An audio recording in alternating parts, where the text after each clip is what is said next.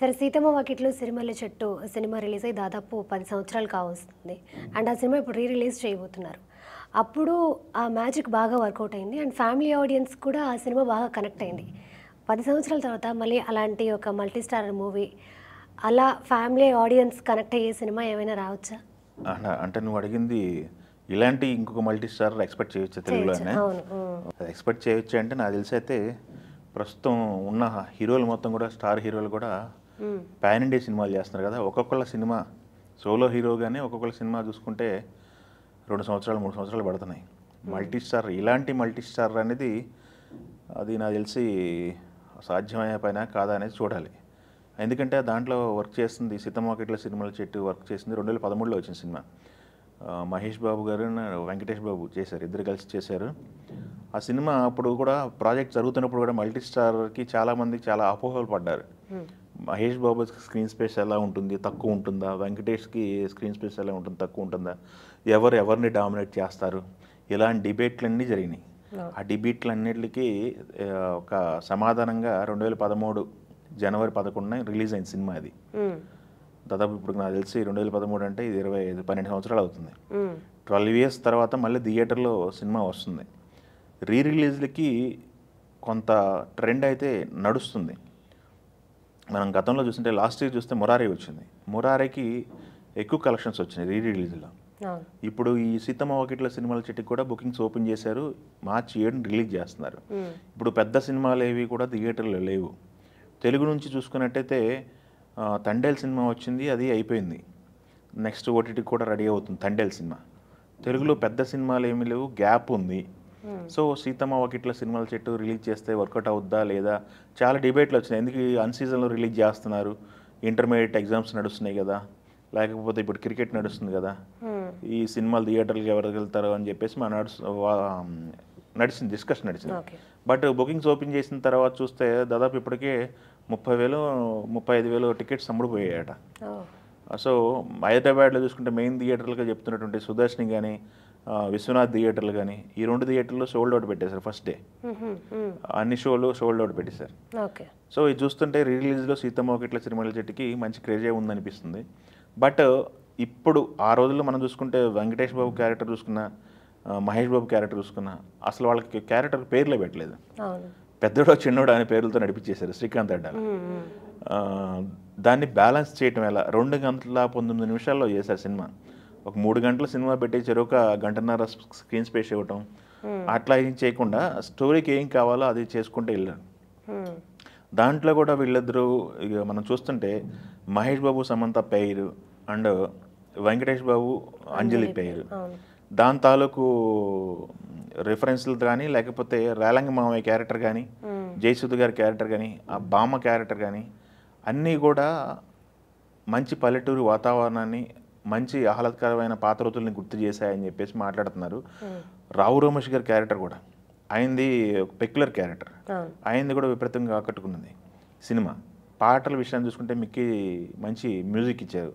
'సీతమ్మ వాకిట్లో సిరిమల్లె చెట్టు' title song కానీ లేకపోతే దాని తర్వాత వచ్చే సమంత మహేష్ బాబు సాంగ్స్ కానీ అన్నీ కూడా చాలా ఆకట్టుకున్నాయి సినిమాను.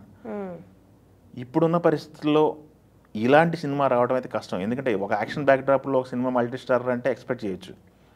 ఇద్దరికి 2 ఫైట్లు, 2 సాంగ్స్, లేకపోతే 2 సీన్లు, ఇవి అయితే ఎక్స్పెక్ట్ చేయొచ్చు.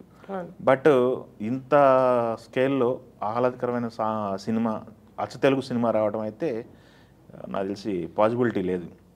ఈ మధ్యకాలంలో మల్టీ స్టార్లు దగ్గరలో ఏం లేవు. బాలీవుడ్లోంచి అయితే ఒకటి వస్తుంది, ఇప్పుడు వార్ 2 ఒకటి వస్తుంది. దాంట్లో హృతిక్ రోషన్ ప్లస్ ఎన్టీఆర్, అది మల్టీ స్టార్ అంటున్నారు. బట్ హృతిక్ రోషన్కి లెంత్ ఎంత ఉంటుంది, స్క్రీన్ స్పేస్ ఎంత ఉంటుంది, ఎన్టీఆర్కి ఎంత ఉంటుంది అనేది ఒక డిస్కషన్ నడుస్తుంది ఇప్పుడు. మనం లేటెస్ట్గా చూసాము multi star, biggest multi star వచ్చింది RRR వచ్చింది.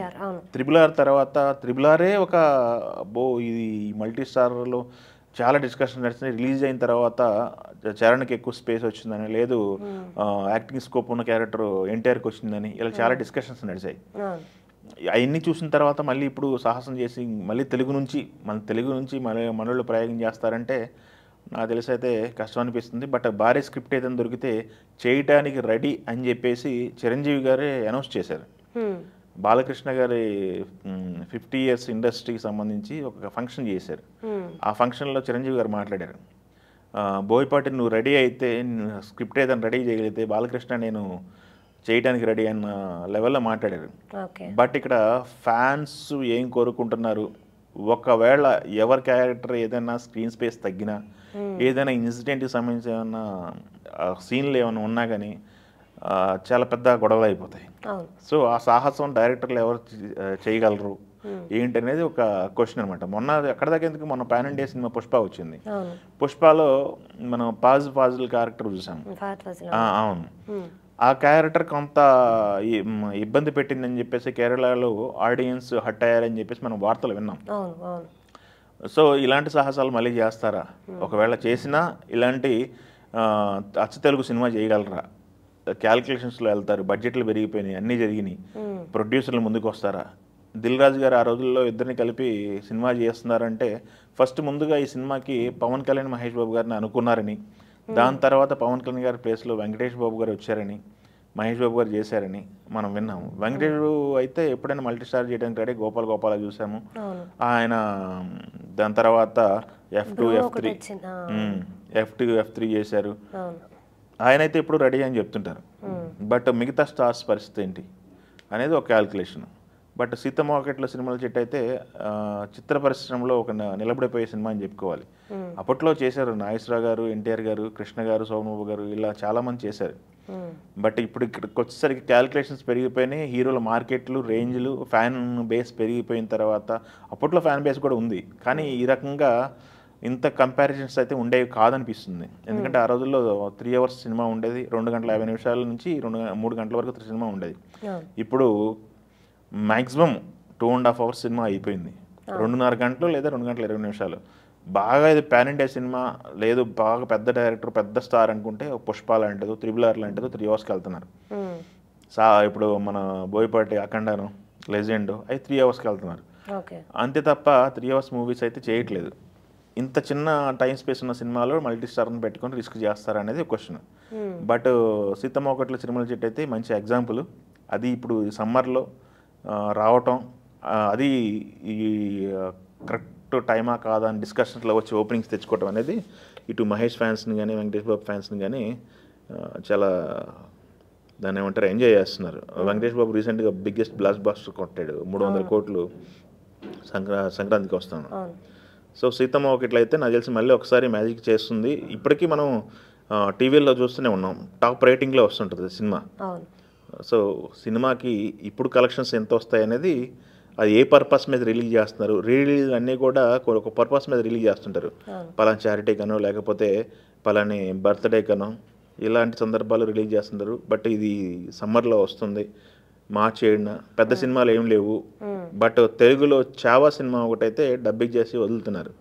చావా తెలుగు లాంగ్వేజ్కి ఎంత కలెక్షన్స్ వస్తున్నాయి అనేది వేసి చూడాలి. బాలీవుడ్లో అయితే చావా కూడా మంచిగా ఇప్పటికి కలెక్షన్స్ మంచిగా ఉన్నాయి. చావా డబ్బింగ్ కావాలని చెప్పేసి ఒక సోషల్ మీడియాలో ఒక క్యాంపెయిన్ నడిచింది. ఇంత మంచి సినిమా పెట్టుకుని మీరు తెలుగులో ఎందుకు డబ్ చేయలేదనో, రీజనల్ లాంగ్వేజ్లో ఎందుకు డబ్ చేయలేదని చెప్పేసి ఒక డిస్కషన్ అయితే నడిచింది. సో ఇప్పుడు మనం సీతమ్మ వాకిట్లో సినిమా చావాకి మంచి గట్టి కాంపిటీషన్ అయితే ఇస్తుంది. బుకింగ్స్ అయితే గట్టిగా ఓపెన్ అయినాయి. చూడాలి మరి ఇంకా ఎలాంటి రికార్డ్స్ క్రియేట్ చేస్తున్నాం. మొరారి అయితే మా రిలీజ్లో ఒక సెన్సేషన్ క్రియేట్ చేసింది. మరి అదే లెవెల్లో ఉంటుందా లేకపోతే ఎలా ఉంటుంది అనేది వేసి చూడాల్సిన సందర్భం.